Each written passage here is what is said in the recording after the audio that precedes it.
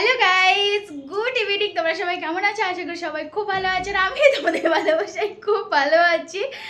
তো আজকে আবার একটা নতুন ভিডিও নিয়ে চলে আসলাম। তো আজকেও সেকেন্ড ডে আমাদের মায়াপুরে। তো আজকেও তো ঝুলন আছে। তো কি করছি না করছি সেটা কিন্তু অবশ্যই তোমাদের দেখতেই হবে, এর জন্য আমার ভিডিওটা দেখতে হবে। আর এখন বাজে 4:20 বাজে। তো খাওয়া দাওয়া করবো, দুপুরে খাওয়া দাওয়া করিনি। তো এতক্ষণ আমরা শুয়েই ছিলাম, এখন বাইরে গিয়ে একটু কিছু খাওয়া দাওয়া করবো, তারপরে মন্দিরে যাবো। মন্দিরে সারাটাক্ষণ মানে বিকেল বলতে সন্ধেবেলাটা ওখানেই থাকবো, তারপরে এখানে আসবো। তো আজকে কি কি করছি না করছি সেটা তোমাদের সঙ্গে শেয়ার করব। তো চলো একবারই কথা যাব, খাওয়া দাওয়া করতে হবে তো আমাদের, তাই না? তো আগে খাওয়া দাওয়া করবো, ভুড়ি ভোজ করবো। সকাল থেকে কিছু খাইনি, শুধু ওই পুরি খেয়েছিলাম আর একটা পুরি ডাল খেয়েছিলাম আর মিষ্টি খেয়েছিলাম, ওটাই ছিল। আর দুপুরে কিছু খাইনি এখনো পর্যন্ত, কারণ ওখান থেকে নবদ্বীপ থেকে আসার পরেই আমরা শুয়ে পড়েছিলাম। তো তারপরে মোবাইল কোচাকুচি করতে করতে সময় চলে গেছে। তারপর আবার আমার বর আবার গেছিলো টিকিট কাউন্টারে, মানে ওই টিকিট রাত্রিবেলার খাওয়ার জন্য আর কি, প্রসাদ খাওয়ার জন্য ওই টিকিট কাটতে গিয়েছিল 3টের সময়। তো ওখানে আর কি, হ্যাঁ সত্যি ওয়েদারটা এত খারাপ হয়ে যে বৃষ্টি আসবে। তবে টিকিট কাটার পর তো আসার পর এই যে 4টা 4:30 বাজে, এখন আমরা যাবো খাওয়া দাওয়া করবো, মানে বাইরেই খাওয়া দাওয়া করবো আপাতত এখন। আর রাত্রিবেলাটা ওই মন্দিরের ওখানেই খাবো, ওই গদা ভবনে খাবো। আর ওয়েদারটা এতই চেঞ্জ হয়ে গেল সঙ্গে, আর ওয়েদারটা তাড়াতাড়ির মধ্যে চেঞ্জ হয়ে যাচ্ছে, মেঘলা মেঘলা করছে, হাওয়া দিচ্ছে, মনে হয় তো বৃষ্টি আসবে, এরকম মনে হচ্ছে বৃষ্টি আসবে। কালকে তো বৃষ্টি ভালোই হয়েছিল, আজকেও যদি বৃষ্টি হয়, যে কাদা হয় বাপরে বাপ।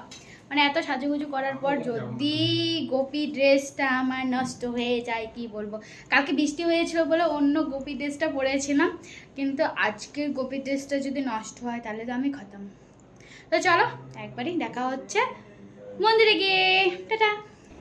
এই দেখো ফ্রেন্ড, কি মেঘ করেছে, কি বৃষ্টি, এখনই মনে হচ্ছে বৃষ্টি চলেই আসবে, এরকমই মনে হচ্ছে।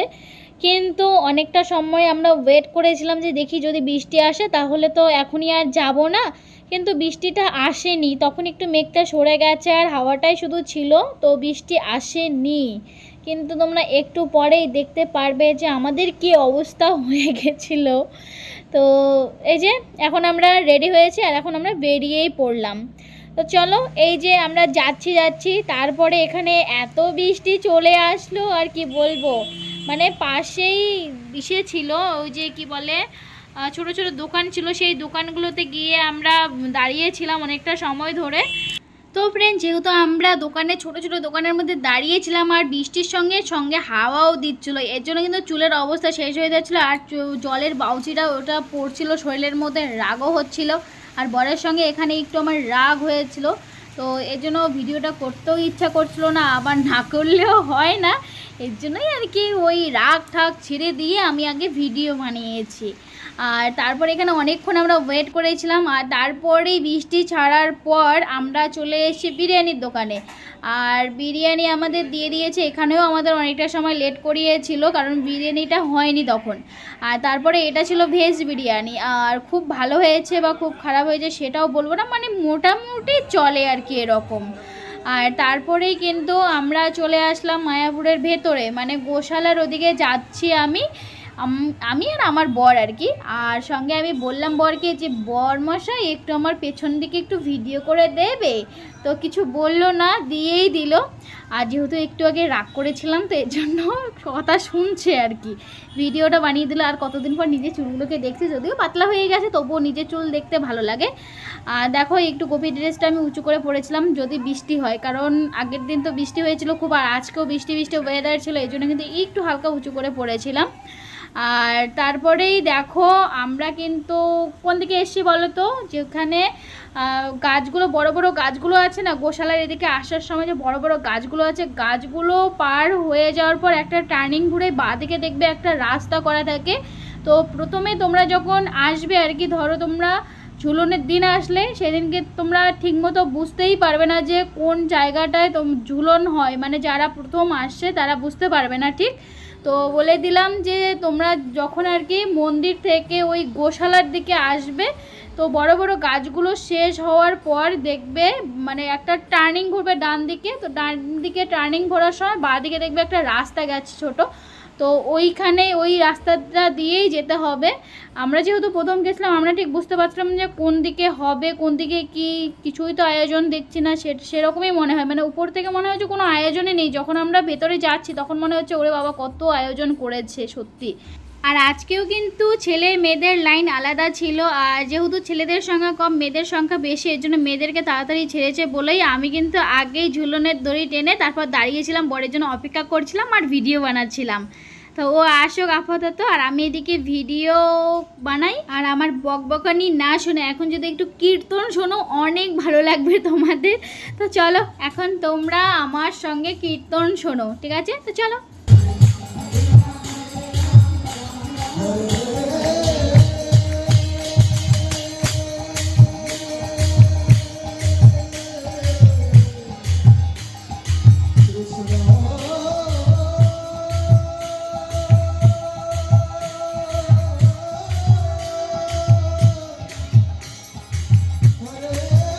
তো ফ্রেন্ড, দিনের বেলা 100 টাকার টিকিটে যেরকম আমরা বাইরে হল ঘরে বসে খেতে পাচ্ছি, সেরকমই 100 টাকার টিকিটে রাত্রিবেলা আমরা পেয়ে যাচ্ছি এসি রুম, তার সঙ্গে চেয়ার টেবিল থালা বাটি সব কিছুই পেয়ে যাচ্ছি আমরা।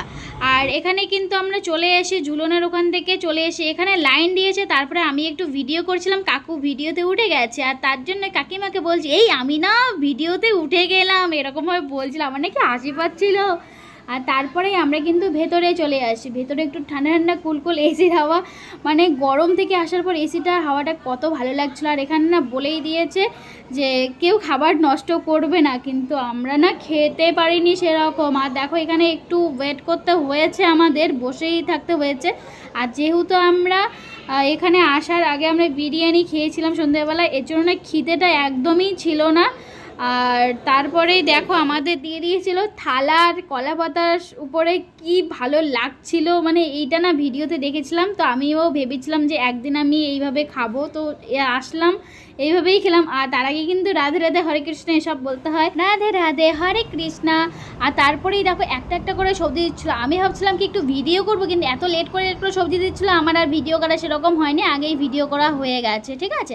আর তারপরেই কিন্তু আমরা এখানে কেনাকাটি করতে এসেছিলাম, তো সেরকম কিছু নেইনি। দুটো ব্যাগ নিয়েছি মা আর মাসির জন্য, আর আমার জন্য একটা নিয়েছি। তো মা মাসি বলতে আমার বাবার বাড়ির মা আর মাসির জন্য নিয়েছি, আর সেরকম কিছু কেনাকাটা করিনি। আর তারপরে দেখো আমাদের হোটেলটা, আর একটু একটু দেখাচ্ছিলাম হোটেলটা, যেহেতু আগে আমি ভিডিওই করিনি একদম, এর জন্য আর কি এখন একটু একটু দেখাচ্ছি তোমাদের। তো হোটেলটার নাম ভুলে গেছি, তোমরা অবশ্যই হয়তো দেখলে, আর না দেখলে ভালো করে একটু দেখে নাও, আমি একদম ভুলে গেছিলাম। আর তারপরে আমাদের রুমটা ছিল 2nd ফ্লোরে ছিল। তারপর বর আসার পর দরজাটা খুলে দিল, আর আমি ভিডিও করছি। আর দেখো ঘরের অবস্থা কিন্তু ভয়ঙ্কর হয়ে আছে। তো ফ্রেন্ড, খাওয়া দাওয়া করে তারপরে ওইদিকে কেনাকাটি কিছু একটা করলাম, তারপরে আমরা চলে আসলাম রুমের মধ্যে। আর এখন আমরা শুয়ে পড়বো। আমি কথা বললে আমার উপর ডিস্টার্ব করে, এর জন্য কথা বলতে ইচ্ছা করে না। আর সব ভিডিওতেই দেখছো আমি শুধু ভয়েস দিচ্ছি পরে, আর এরকমই হচ্ছে আমার সঙ্গে। তো চলো আজকের ভিডিওটা এই পর্যন্ত। যদি ভালো লাগে অবশ্যই লাইক কমেন্ট শেয়ার করবে, আর সাবস্ক্রাইবটা অবশ্যই করবে। দেখা হচ্ছে নেক্সট কোনো ভিডিও। খুব ভালো থেকো, টাটা টাটা।